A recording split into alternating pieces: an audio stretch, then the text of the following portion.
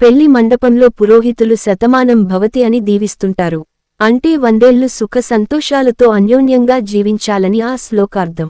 అయితే 100 ఏళ్లు పూర్తవడంతో తమిళనాడుకు చెందిన ఓ వృద్ధ దంపతులు మరోసారి పెళ్లి చేసుకున్నారు. మునిమనవళ్లు మరియు మనవరాళ్ల సమక్షంలో ఈ అన్యోన్య దంపతుల వివాహం జరిగింది. తన భర్త తాళికట్టగానే అతని బుగ్గ గిల్లి ఆమె మురిసిపోయారు. భార్యాభర్తలంటే ఇలా ఉండాలి.